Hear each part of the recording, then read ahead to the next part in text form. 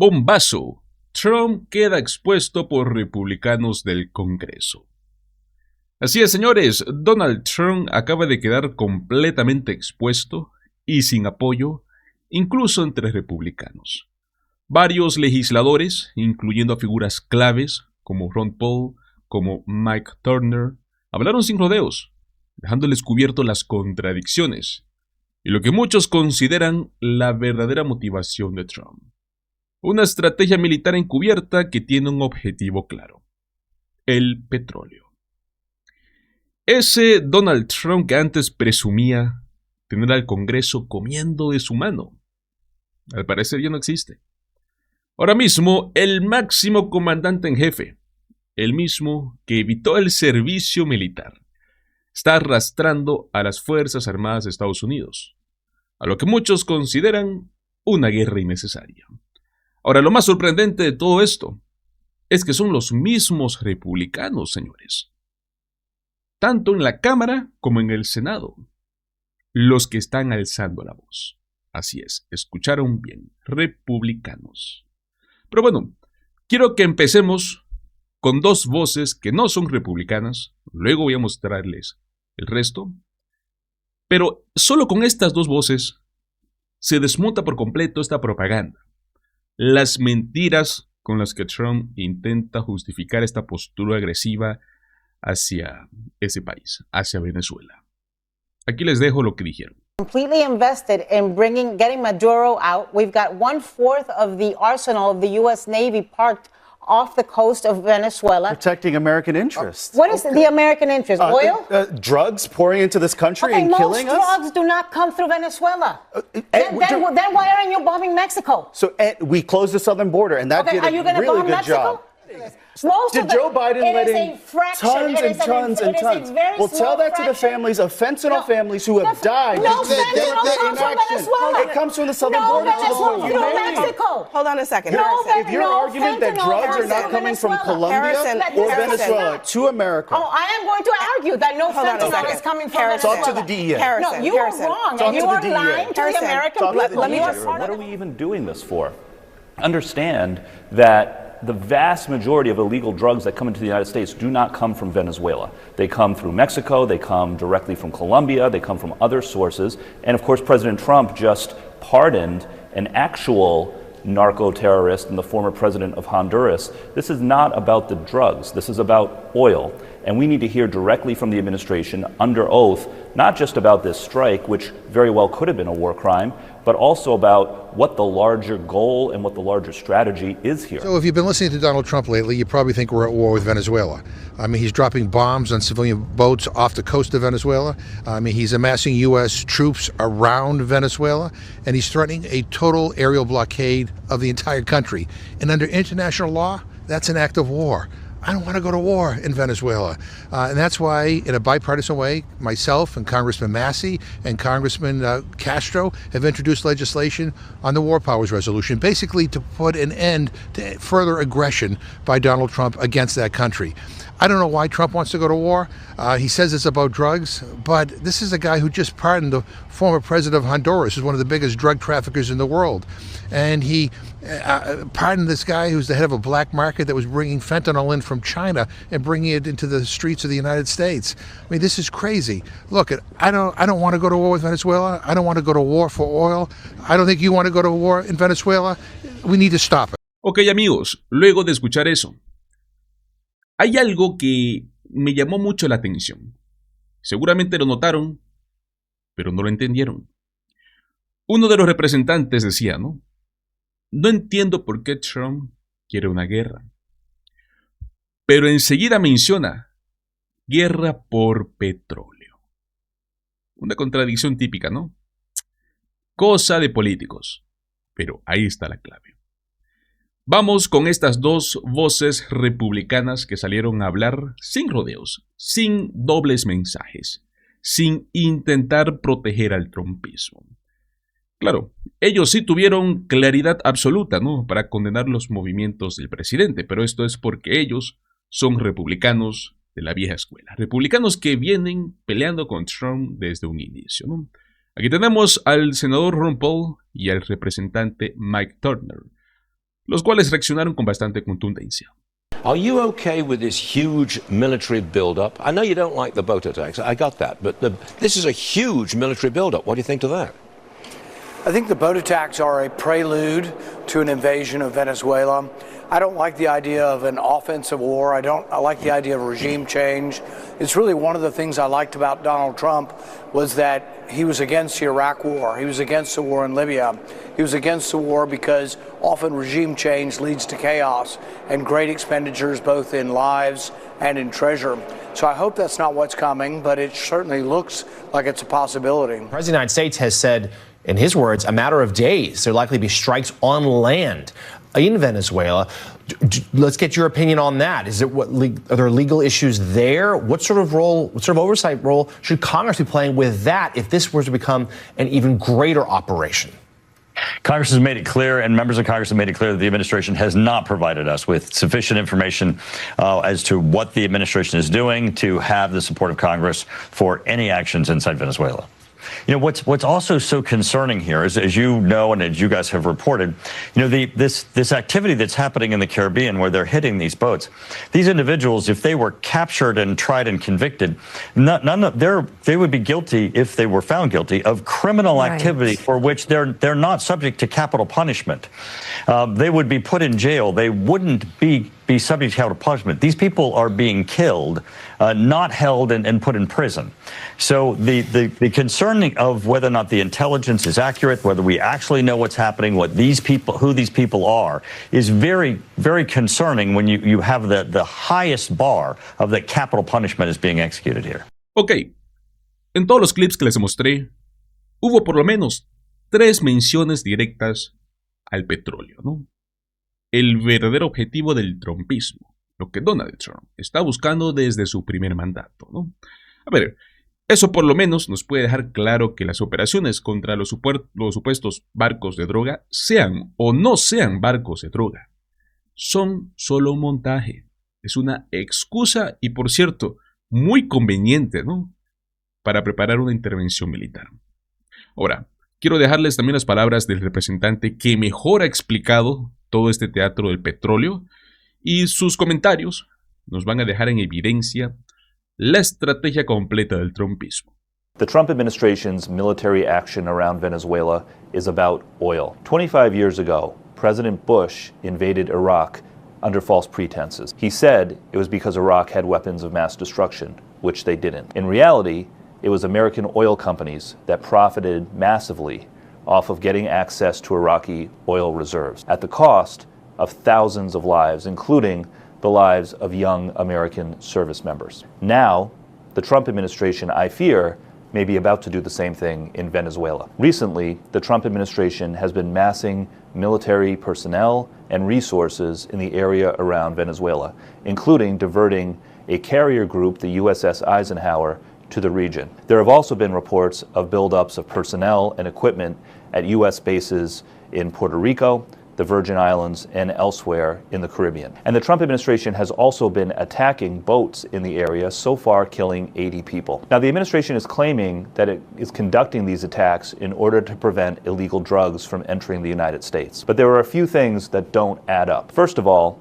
a very small percentage, less than 5% of the illegal drugs that enter the United States come through Venezuela. Far more comes from Colombia, from Mexico, from China, and other places. We should be doing more to stop illegal drugs from entering the United States. But they're not coming from Venezuela. Second, President Trump just pardoned the former president of Honduras, who was convicted as an actual drug smuggler who sent cocaine by the hundreds of kilos to the United States. So why is the Trump administration pardoning an actual narco-terrorist in the former president of Honduras, while at the same time claiming that they care about stopping illegal drugs coming from Venezuela? It is all about oil. Venezuela has huge oil reserves that U.S. companies have largely been cut out of. There is also an area called Essequibo, a contested area between Venezuela and its neighboring country, Guyana, that has huge oil reserves as well. Just listen to what Trump administration officials and Republicans in Congress are actually saying. Congresswoman Salazar, a Republican from Florida, said openly on Fox Business News not long ago that this was about access to Venezuelan oil. Trump's Treasury Secretary, Secretary Scott Bessent, has actually said that he thinks that things are going to happen in Venezuela that will lower the price of oil. The president of Venezuela, Maduro, is a bad guy. He is a dictator who violently targets his political opponents. But none of that means that we, the United States, should be starting another war over oil. Thousands of lives were lost, and a whole generation of Americans was shaped by the U.S. starting a war over oil. I am going to do everything I can to make sure that we do not make that same mistake again. Ahí lo tienen, amigos. Propaganda, contradicciones, republicanos que se están desmarcando. Y tenemos un objetivo final, el cual, por cierto, siempre apunta al mismo lugar. La vieja historia del petróleo. Increíble, ¿no? Bueno, señores, para poder seguir con el mismo hilo, ¿qué es más peligroso que un ataque militar? Un gobierno que comienza a justificar muertes. Lo peor es que cada vez lo hace con excusas que son más y más absurdas. Quiero que hablemos de algo muy serio, algo muy delicado, francamente indignante, y es todo este escándalo, ¿no?, que estalló luego de que información clasificada haya revelado detalles muy impactantes, los detalles censurados sobre este ataque ordenado bajo la supervisión del secretario de Defensa, o bueno, como lo titularon la última vez, el secretario de Guerra, Pete Hegseth. En el informe, 2 hombres, ya sin armas, ya sin bote, parecía el Titanic, agarrados de madera, sin nada. Terminaron muertos bajo un segundo ataque, ¿no? En pocas palabras, todo esto estalló porque miembros del Congreso de los Estados Unidos finalmente tuvieron acceso al video oficial sin editar de este ataque. Ahora, el contexto, ¿no? Una embarcación que supuestamente cargaba con drogas fue destruida. Lo peor vino después. Hubieron 2 sobrevivientes, los cuales se ven claramente aferrados a un pedazo del bote. Hablamos de que no tienen armas. No existe una forma de escape. Están ahí, listos para ser arrestados. Lo que no se esperaban es que terminen siendo atacados nuevamente por un segundo golpe, lo cual ha provocado mucha indignación, muchas dudas legales y, claro, una avalancha de contradicciones entre las versiones oficiales, porque todos se contradicen. Donald Trump tiene una versión, Pete Hegseth tiene otra versión. La escuchamos a la portavoz de la Casa Blanca, Caroline Leavitt, tiene otra versión. Hasta Kash Patel, director del FBI, salió a dar su declaración y dice otra historia. Ahí es donde entra Pete Hegseth, el cual salió defendiendo la operación como si fuese lo correcto y fuese lo necesario. Mientras que salen cada día nuevos detalles que pues parecen hundirlo aún más. Pero bueno, veamos de qué se trata. This hour, with Defense Secretary Pete Hegseth facing increasing scrutiny and new questions about U.S. strikes on alleged drug boats in the Caribbean. Yesterday, Hegseth addressed what he called an interesting week in a speech in California and defended the admiral who oversaw the controversial first strike in the operation. And we've made sure to remind Admiral Bradley and others involved in Operation Southern Spear, we have your back. You're taking out narco-terrorists in our hemisphere. On behalf of the American people, we're sinking drug boats and deterring the poisoning of the American people. We will always have our military leadership's back. It came as lawmakers continue to address video they were shown Thursday of that first strike in September, which resulted in a so-called double-tap strike that killed 2 shipwrecked survivors. Admiral Frank Bradley briefed key members of Congress who were shown unedited video of the incident. Lawmakers on both sides of the aisle agreed that Admiral Bradley told them that there was no kill them all order from Hegseth, but their accounts differed from there.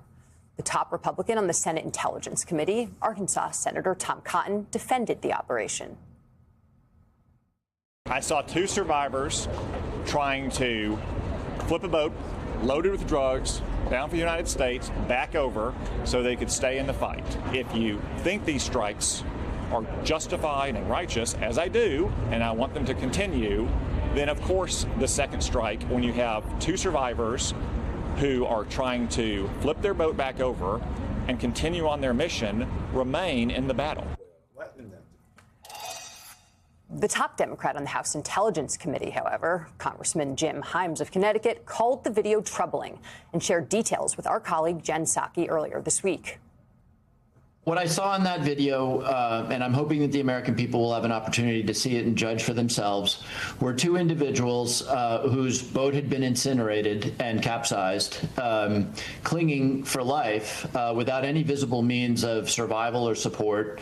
And then they were killed. There's just no way to get away from the fact that the United States killed 2 individuals who were shipwrecked and in massive distress. In the meantime, we're learning additional details about what Admiral Bradley told lawmakers in those briefings and what they might have seen in the video. CNN reports that the admiral said the alleged drug traffickers killed in the September 2nd strike were heading to link up with another larger vessel that was bound for Suriname. That's according to 2 sources with direct knowledge of his remarks. MS Now has not independently confirmed that report. While the Wall Street Journal and other outlets report the 2 survivors of the attack struggled to flip a remnant of their capsized boat over the course of an hour and waved as an aircraft passed overhead, according to lawmakers and other people briefed on the attack. Joining us now on all these conflicting stories are Laura Barone-Lopez, MS Now White House reporter, and Alex Ward, national security reporter for the Wall Street Journal. Thank you guys for joining us this Saturday morning and kicking off the weekend. You've both been doing some incredible reporting this week on all of this flurry of developments since this Washington Post story broke last week. Alex, I want to ask you what exactly we know about Admiral Bradley and how much we can trust what he is briefing these lawmakers on. This is someone who, William McRaven, an admiral who oversaw the bin Laden raid, said called one of the finest officers that he's ever served with. He displayed a strong moral compass, impeccable character, and someone that he has always trusted to do the right thing. Is this someone who lawmakers believe did the right thing during this double tap mission? Well, that's a complicated question, actually. John the Capehart with his throat does not believe so. Well, so let's just start with the fact that Bradley, when he was in this briefing with lawmakers and staff, said he defended every part of his decision. And there was nothing for him to really move on. I mean, there was a video, and he was explaining his thinking throughout the entire video. Now, if you asked him, and as people did, why did you choose this moment to strike? Were you asking lawyers about what you could do, et cetera? He said, I asked lawyers. I made a decision that I could go ahead and do the strike. Everything I did was lawful. That's according to him. Of course, we know that there are people who saw the video who said, how could you think that was a lawful strike? Yeah. Based on everything that this video is showing us, including a capsized boat. There was no evidence that there were drugs underneath, although Bradley's argument was that hull, that remnant of the hull, was floating because there were drugs underneath. Again, not video of the boats. Right. There were no evidence of radios or communications equipment. There were no evidence of arms. Maybe they were destroyed or under the boat. We don't know. And what we do know is that there were men who did not have their shirts on. They were struggling for at least an hour to flip over this thing, which is really hard to do if anyone's tried to flip over a 40-foot boat before. And then lawmakers showed the hour long. Yes. The thing that is so confusing for me is these men are not combatants, right? I know the White House has said we have these narco terrorists, and that has helped them unlock some of the military resources and the ability to do some of these strikes. But even if they were, Laura, even if these folks were considered combatants, we have rules of engagement with combatants, and it's important for people to remember drones were how this happened. They said that we didn't have military men in boats nearby, so there was no danger to American service folks in this at all. That's true. So I think one part of your question I want to address, which is that, yes, there were a lot of lawmakers, including some Republicans, who started off from the point of this entire operation is unlawful and that these shouldn't be carried out, period. We're talking about the first strike. The first strike should not be carried out, period, any first strike, let alone a second strike.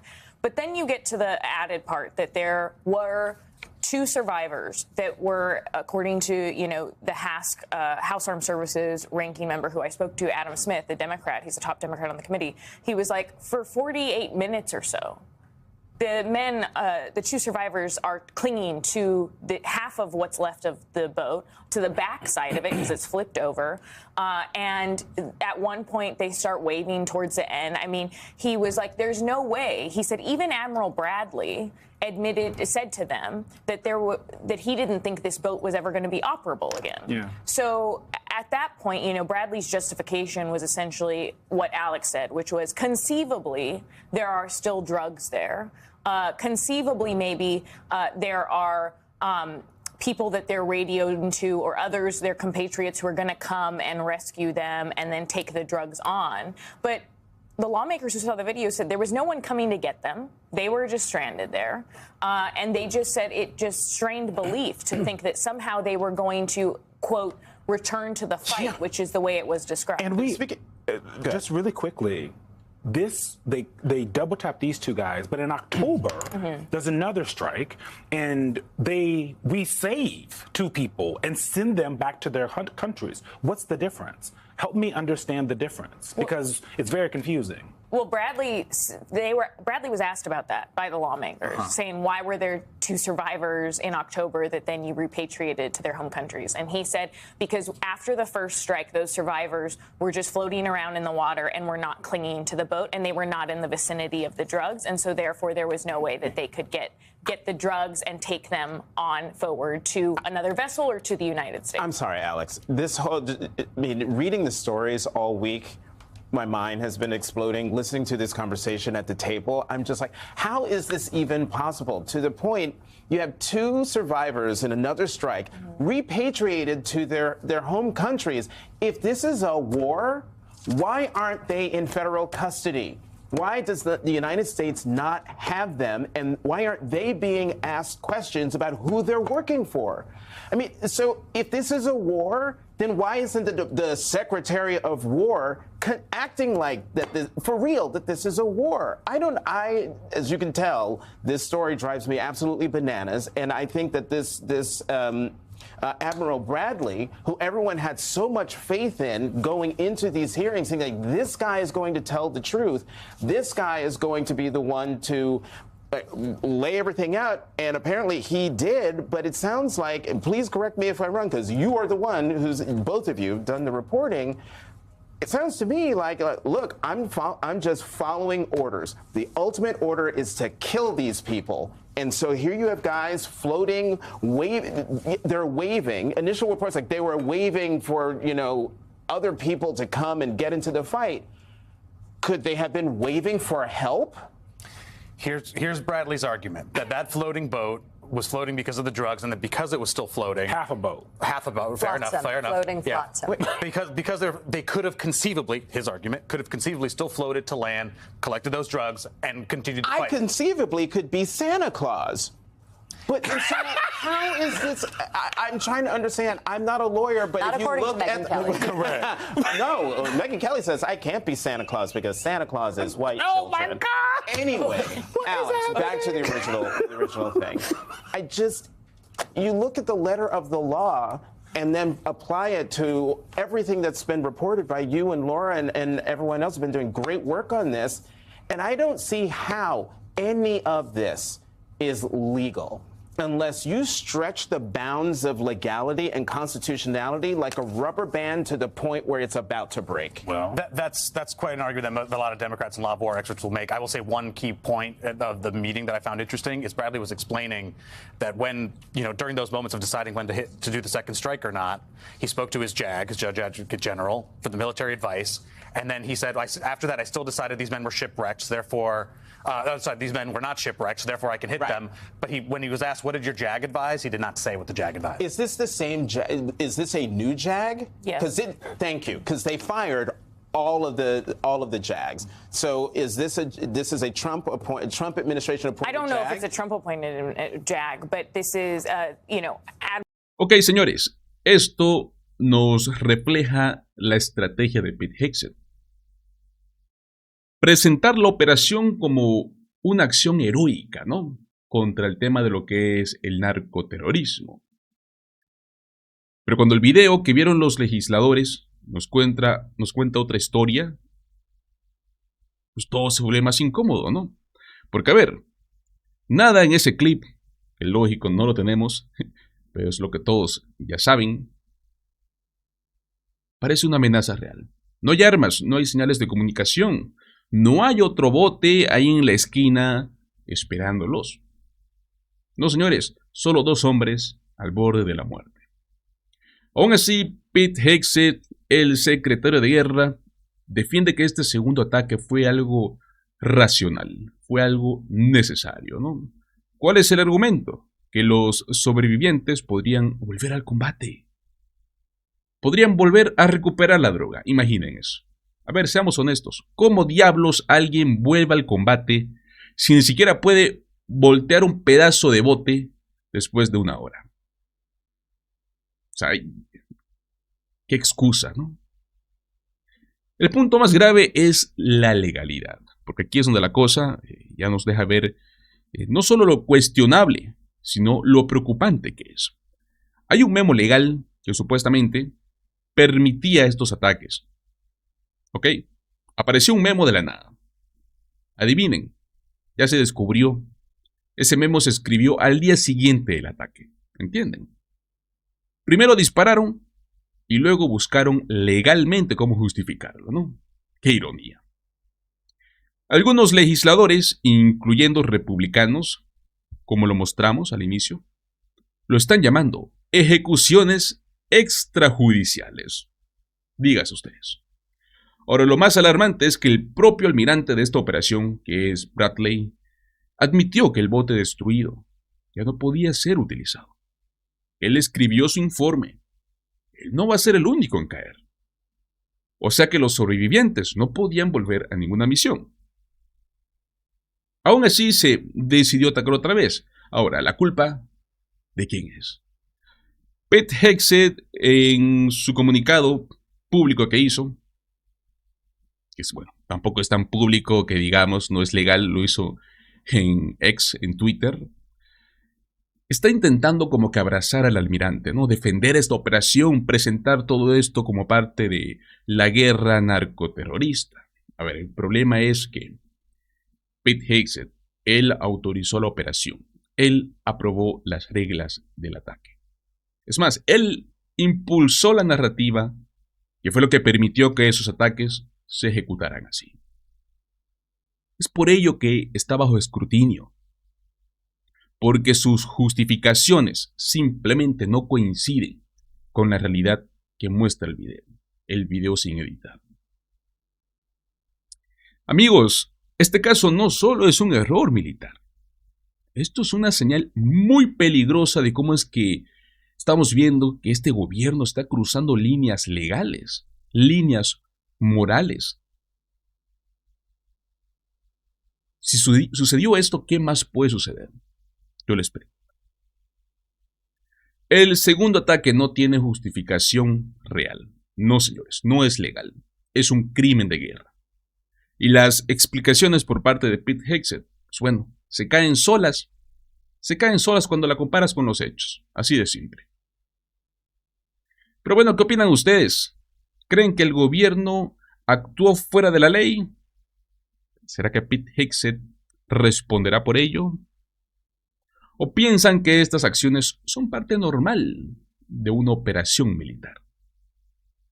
Los invito a que me dejen sus opiniones en la caja de comentarios. Muchísimas gracias por acompañarme en este video una vez más. Recuerden, como siempre, déjame tu like, comparte el contenido, suscríbete al canal y nos vemos más tarde en el próximo video. Hasta luego.